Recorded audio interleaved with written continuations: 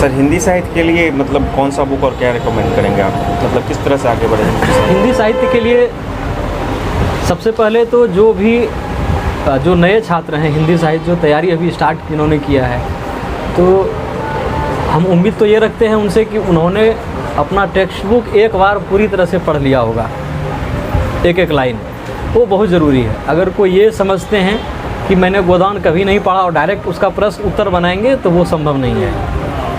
और ये सभी विषयों के लिए हम कहेंगे, कोई भी ऑप्शनल है, एक बार उसमें जो भी टेक्स्ट बुक आपके सिलेबस में है उसको एक बार तो कम से कम पूरा पढ़ा जाना चाहिए। मानसरोवर है हिंदी साहित्य में, तो मानसरोवर को एक बार पूरा सभी कहानियों को निश्चित रूप से पढ़ना चाहिए। गोदान है, ये अंधेर नगरी है, चंद्रगुप्त नाटक है, इस तरह की जो भी किताबें हैं, कविताएं ही हैं, सरोज स्मृति है या राम की शक्ति पूजा है, तो एक बार निश्चित रूप से उसको पूरा का पूरा पढ़ जाना है।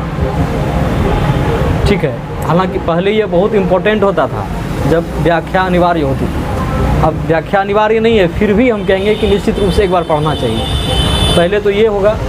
दूसरा, इतिहास जो होता है, साहित्य का इतिहास, भाषा और साहित्य दो तरह का इतिहास होता है। हिंदी साहित्य में एक भाषा का हम लोग इतिहास पढ़ते हैं कि हिंदी का कैसे कैसे विकास हुआ है ना, भाषा का, और दूसरा हिंदी में जो चीज़ें लिखी गई, कविता, कहानी, उपन्यास, नाटक वगैरह, यानी साहित्य का, उसका कैसे कैसे उसका विकास क्रम, इन दोनों को ज़रूर पढ़ना चाहिए। भले ही आप उससे उत्तर न लिखें वहाँ, भले ही आप भाषा खंड से ही लिख दें, लेकिन इतिहास ज़रूर पढ़ना चाहिए, है ना। एक मोटे तौर पर हिंदी के हर विद्यार्थी को एक मोटे तौर पर इतिहास का ज्ञान होना ही चाहिए। जैसे एक सामान्य जो विद्यार्थी होता है उसको जो सामान्य इतिहास है, जनरल इतिहास, उसकी जानकारी होती है, उसको पता है कि इतिहास 3 भागों में है ना, एंशिएंट है, मेडाइवल है और मॉडर्न है, और उसमें भी उसको पता है कि पहले कौन आया, उसके बाद कौन आया, फिर ये राजा बना, फिर वो गया, फिर इसने हमला किया, फिर उसने क्या क्या शासन व्यवस्था किस प्रकार चलाया, फिर दूसरा आया तो उसने क्या क्या किया, क्या क्या फेरबदल किया, उसके समय में सामाजिक स्थिति कैसी थी, आर्थिक स्थिति कैसी थी, धार्मिक जीवन लोगों का कैसा था, हम लोग पढ़ते हैं ना। सिंधु घाटी से हम लोग पढ़ते हैं कि सिंधु घाटी सभ्यता में किस प्रकार का धार्मिक जीवन था, सामाजिक जीवन था, आर्थिक जीवन था, सब हम लोग पढ़ते हैं। ठीक वैसे ही हिंदी साहित्य में, किसी भी साहित्य में हम लोग पढ़ते हैं कि शुरुआत से ही, कि जब वो उस भाषा में साहित्य लिखा जाना स्टार्ट हुआ तो किस तरह से उस पर प्रभाव पड़ा, है ना। यहाँ साहित्य और समाज दोनों एक दूसरे को प्रभावित करते हैं। तो साहित्य ने समाज को किस तरह प्रभावित किया, और जो उस समय किस प्रकार का जीवन था, सामाजिक, आर्थिक, धार्मिक क्या चल रहा था।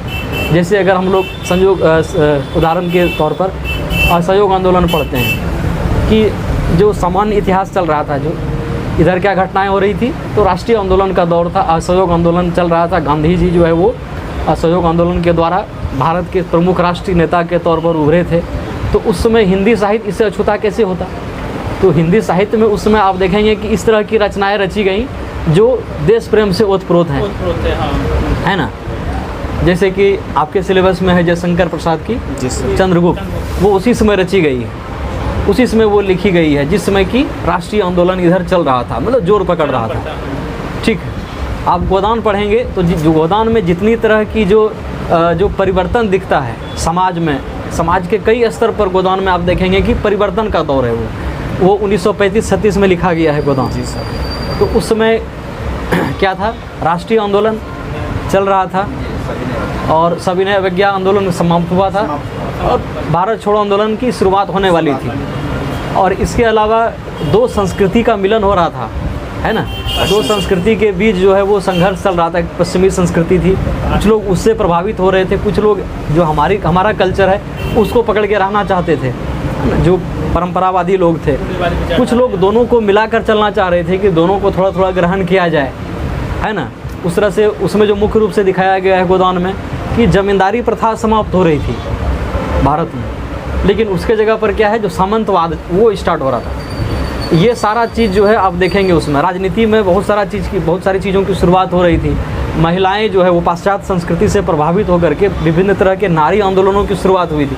ये सब उसमें आप देखेंगे गोदान में। यानी गोदान क्या है, अपने समय के जो है लगभग सभी घटनाओं को, जो समाज के जो अलग अलग जो परिवर्तन समाज में चल रहे थे, उन सभी चीज़ों को वह प्रतिबिंबित करता है, सब उसमें दिखाई पड़ता है। तो ये आप कब समझेंगे ये सारी चीज़ों को, जब आप साहित्य का इतिहास पढ़ेंगे।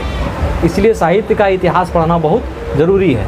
भले आप उससे वहाँ प्रश्न न लिखें, लेकिन आपकी समझ हिंदी की विकसित हो जाएगी। समझ होनी चाहिए। जैसे एक इतिहास का जो लड़का है, जैसे इतिहास से है, राम बाबू इतिहास से देगा, तो इससे हम लोग इतनी अपेक्षा ज़रूर करेंगे, भले ही इसको एक एक छोटी छोटी घटनाएं याद ना हो, लेकिन अगर हम इससे पूछें कि जहांगीर के बाद कौन शासक बना, तो इसको वो ज़रूर पता होना चाहिए। और मुख्य रूप से जहांगीर ने क्या क्या काम किया और उसमें फिर शाहजहाँ आया तो क्या क्या परिवर्तन किया, ये इसको ज़रूर पता होना चाहिए। मोटे तौर पर निश्चित रूप से जानना चाहिए, है ना, कि सल्तनत काल में क्या क्या हुआ, उसके बाद मुगल काल में क्या क्या हुआ, फिर ब्रिटिश काल में उसमें क्या क्या परिवर्तन हुए। ब्रिटिश काल में भी अलग अलग गवर्नर जनरल आए, उन्होंने क्या क्या परिवर्तन किया, उनकी शासन करने की जो प्रणाली थी, जो तंत्र था, वो किस प्रकार का था, ये सभी चीज़ें इसको क्लियर होनी चाहिए। तभी माना जाएगा कि इसके अंदर इतिहास की एक समझ विकसित हो गई है, और तब इतिहास का कोई प्रश्न ये लिख सकेगा अच्छे से। वैसे ही हिंदी साहित्य, किसी भी तरह का कोई भी साहित्य है, उसका इतिहास इसीलिए हम पढ़ते हैं। तो इतिहास दूसरे नंबर पर, पहला तो टेक्स्ट बुक पढ़ना है, दूसरा इतिहास एक बार ज़रूर पढ़ लेना है, ठीक है। और उसके बाद तब हम लोग प्रश्न उत्तर पर जाएंगे। और भाषा खंड पर, जहाँ तक हिंदी की बात है, पहले भी बताएं, भाषा खंड पर विशेष ध्यान देना चाहिए। भाषा खंड में गणित की तरह उत्तर आता है, अंक आता है। और जो पहला खंड है प्रश्न पत्र का, उसमें 6 प्रश्न होते हैं और उसमें 3 आपको लिखना है। तो कोशिश करना है कि वो 3 भाषा खंड से लिख दें। अगर लिख देते हैं तो आपको अच्छे अंक उसमें आ जाएंगे। शुद्धि पर थोड़ा ध्यान रखेंगे और जो भी लिखेंगे उदाहरण ज़रूर देंगे, उसमें उदाहरण सहित लिखेंगे, तो आपको भाषा खंड में बहुत अच्छे अंक आ जाएंगे। और उसके बाद दूसरा खंड बचता है। दूसरे खंड में आपको कुछ टॉपिक है जिसको निश्चित रूप से अच्छे से बेहतर से तैयारी कर लीजिए, जिसमें से कि सूरदास, कबीरदास, इसके अलावा प्रेमचंद का गोदान, चंद्रगुप्त, अंधेर नगरी, इसके अलावा निराला की जो 2 कविताएं हैं, सरोज स्मृति और राम की शक्ति पूजा, और एक प्रश्न निबंध से, चिंतामणि से। तो ये सब करेंगे तो आप कुछ जो लोगों को भारी लगता है, अक्सर जो सामान्य छात्र है हिंदी का, जिसने अभी मतलब पहले हिंदी कभी नहीं पढ़ा और अभी हिंदी रख लिया है, तो उसको 2-3 चैप्टर है, उसमें कुछ किताबें हैं जो उसको थोड़ा सा भारी लगता है, जैसे शेखर एक जीवनी है, तो उस उपन्यास। उसके बाद मुक्तिबोध की अंधेरे में कविता है ना। इसके अलावा कामायनी है। ये कुछ किताबें हैं, कुछ टॉपिक हैं। जैसे इसके अलावा रामचरितमानस का है कुछ भाग, अयोध्या कांड जैसे आपको पढ़ना है, कवितावली का कुछ पाठ पढ़ना है। तो ये इन सारी चीज़ों से आप बच सकते हैं। आपको इतना ऑप्शन हो जाएगा कि आप लिख सकते हैं, जितना मैंने कहा है इसको अगर तैयार कर लेते हैं। लेकिन इसके लिए क्या करना होगा कि आपको सभी आयाम पढ़ने पड़ेंगे। जैसे कबीर का सभी आयाम पढ़ लेना चाहिए, गोदान का सभी आयाम, सभी डायमेंशन पढ़ लीजिए, सूरदास का सभी डायमेंशन पढ़ लीजिए। उसी तरह से इनका है चंद्रगुप्त है नाटक, अंधेर नगरी है। इससे जितने तरह के प्रश्न, आयाम कहने का अर्थ यही है, जितने तरह के प्रश्न आ सकते हैं। मानसरोवर है, उसको पढ़ लीजिए। इसके अलावा सरोज स्मृति और राम की शक्ति पूजा पढ़ लीजिए कविता में। तो इससे क्या होगा कि जितने प्रश्न हो सकते हैं, आ सकते हैं, वो सब आप निश्चित रूप से तैयार कर लीजिए। और जैसा मैंने कहा, कुछ शॉर्ट नोट्स आप बना लीजिए जो कामायनी से रिलेटेड हों, जो अयोध्या कांड से रिलेटेड हों, जो तुलसी के समन्वयवाद से रिलेटेड हों। तो फिर क्या होगा कि आपका प्रश्न नहीं छूटेगा। 3 प्रश्न आप निश्चित रूप से अच्छे से लिख देंगे। तो ये कम समय में बेहतर तैयारी हिंदी साहित्य की इस तरह से हो सकती है। सर, इसके लिए कोई बुक भी आप रिकमेंड करेंगे जो पहली बार है और इतना मतलब उनको कवर नहीं हो पाता है, तो हिंदी साहित्य के लिए कोई? हाँ, जैसे कि एक बुक है, उनका नाम है नवल किशोर नवल। अच्छा। और वो पटना के ही हैं, रानी घाट के। उनकी लिखी हुई है एक किताब है, बहुत पतली सी बुक है। वो है 4 लंबी कविताएं। अच्छा। और वो संयोग से चारों कविताएं जो हैं वो एक ब्रह्म राक्षस, एक अंधेरे में, एक राम की शक्ति पूजा और एक सरोज स्मृति, इन्हीं चारों पर व्याख्या है एक तरह से। उसमें इन्हीं चारों पर एक तरह से कहा जा सकता है भाष्य से लिखा गया है, चर्चा की गई, और बहुत पतली सी बुक। तो उससे क्या होगा कि ये मुक्तिबोध की अंधेरे में, जो कि थोड़ा टफ लगती है पढ़ने में, लेकिन उस किताब से एकदम समझ में आ जाएगा बहुत ही आसानी से। और वैसे ही राम की शक्ति पूजा और सरोज स्मृति तो इतना अच्छा उसमें लिखा हुआ है कि वो बहुत ईजिली आप समझ सकते हैं। इसके अलावा गोदान, जो बहुत महत्वपूर्ण टॉपिक है, गोदान के लिए एक बुक आती है, गोदान एक नया परिप्रेक्ष्य। इनके राइटर का नाम हमको याद नहीं आ रहा है, शायद गोपाल राय हैं, तो देख लीजिए। लेकिन किताब का नाम यही है, गोदान एक नया परिप्रेक्ष्य, और उसको अगर पढ़ेंगे उसमें गोदान से संबंधित हर टॉपिक पर, बहुत पतली सी ज़्यादा मोटी बुक नहीं है, आप उसको 2-3 दिनों में ख़त्म कर सकते हैं। और गोदान से संबंधित ऐसा कुछ नहीं है जो कि आप बीपीएससी या यूपीएससी में आप लिखेंगे और उससे ना आए। बहुत ही अच्छी किताब है वो, गोदान के लिए उसको पढ़ सकते हैं। गोदान एक परिप्रेक्ष्य, गोदान एक नया, गोदान एक, हाँ, एक परिप्रेक्ष्य, नया परिप्रेक्ष्य। अच्छा। इसके अलावा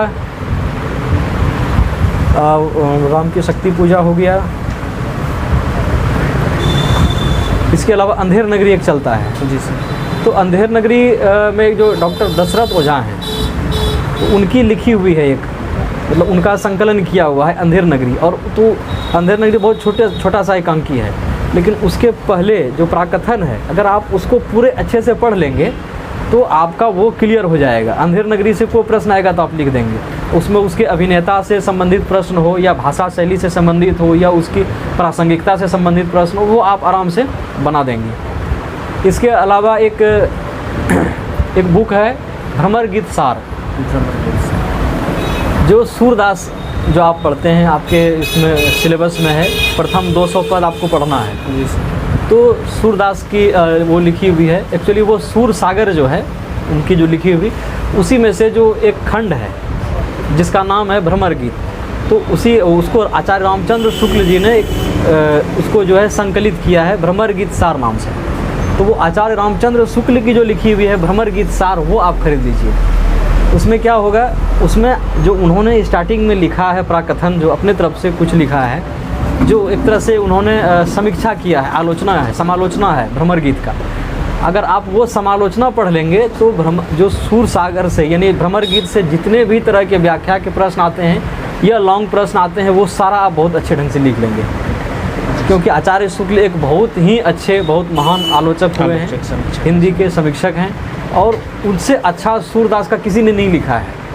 और वो आपको भ्रमर गीत सार की किताब के प्रारंभ में ही मिल जाएगा। तो ये कुछ छोटी छोटी चीज़ें थी जिससे आप तैयारी कर सकते हैं। इसके अलावा कबीर ग्रंथावली एक आता है, वो डॉक्टर श्याम सुंदर दास की, और उसके लिए हम रिकमेंड करेंगे एक कबीर नाम से एक किताब ही है, वो भी ज़्यादा मोटी नहीं है, पतली सी किताब है, और उसमें भी आपको आधा ही पढ़ना है, क्योंकि आधा में फिर कबीर के दोहे और उनकी जो है पद या जो उन्होंने लिखा है साखी वगैरह वो सब है। और वो है हजारी प्रसाद द्विवेदी जी की लिखी हुई। किताब का नाम क्या है? कबीर। वो निश्चित रूप से सभी के पास होना चाहिए।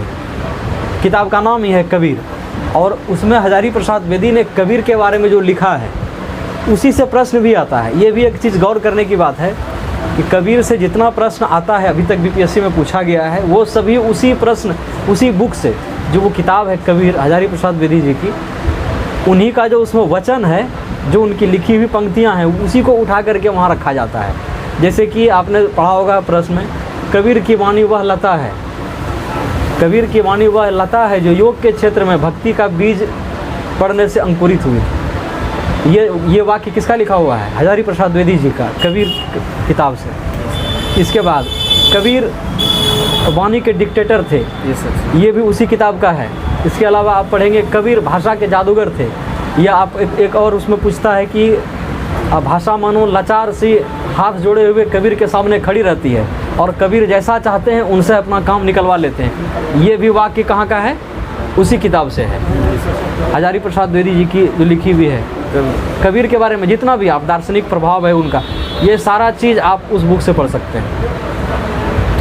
और इसी तरह से जो हम बताए भ्रमर गीत सार, तो आप जो सूरदास के बारे में जितनी चीज़ें पढ़ते हैं, जैसे आप पढ़ते हैं कि सूर वात्सल्य का कोना कोना झांक आए हैं, ये कहाँ लिखा हुआ है? ये आचार्य शुक्ल की पंक्ति है लिखी हुई, जो भ्रमर गीत सार के प्राकथन में उन्होंने लिखा है। उसी तरह से आप पढ़ेंगे कि सूर के गोपियों के बारे में जो पढ़ते हैं, चारित्रिक विशेषताएँ, वो जो पूछा जाता है बीपीएससी में, वो भी उसी में है, भ्रमर गीत सार में उन्होंने लिखा है। इसके अलावा सूर के बारे में आप बताइए कोई और कथन। जैसे वात्सल्य वाला है। हाँ, अच्छा सर, सूर की गोपियाँ जिस पर पूछ दिया था। हाँ, उसमें एक और है वाक्य कि उन्होंने इस प्रकार वर्णन किया है, मानो सूर सूर न रहे यशोदा हो गए, और यशोदा यशोदा न रही सूर हो गई। ये भी उन्हीं का कथन है। तो जितना भी कथन ये आप देखते हैं सूरदास के बारे में, कबीरदास के बारे में, वो वास्तव में आचार्य शुक्ल का और आचार्य हजारी प्रसाद द्विवेदी जी की वो पंक्तियाँ हैं। जी सर। और उसी को हूबहू वहाँ से उतार करके आपको प्रश्न में पूछा जाता है और उसी को आपको विवेचना करने के लिए, उसको विस्तारित करने के लिए, चर्चा या परिचर्चा करने के लिए लिखा जाता है। तो ये दोनों बुक आप ज़रूर पढ़िए, एक भ्रमर गीत सार आचार्य शुक्ल की और एक कबीर हजारी प्रसाद द्विवेदी की, ये निश्चित रूप से पढ़िए। और कबीर पर एक उनकी जो टीका है जो आप पढ़ेंगे, आपको अर्थ चाहिए, भाष्य चाहिए, तो वो श्याम सुंदर दास, डॉक्टर श्याम सुंदर दास की सबसे अच्छी लिखी हुई है, वो राजकमल प्रकाशन में आती है, तो उसका वो भी आप ले सकते हैं। ये मुख्य रूप से जो है कामायनी है, जैसे कामायनी पर डॉक्टर नगेंद्र की लिखी हुई है, कामायनी के अध्ययन की समस्याएं, वो भी बहुत अच्छी किताब है, उसको पढ़ेंगे तो आपका कामायनी क्लियर हो जाएगा।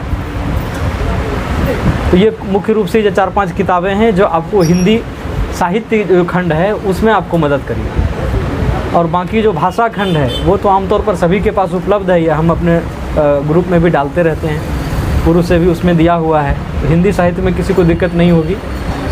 और जो जहाँ दिक्कत होगी वहाँ पर हम हैं, तो हम नोट्स भी प्रोवाइड करा देंगे आप लोगों को, कोई दिक्कत नहीं होगी।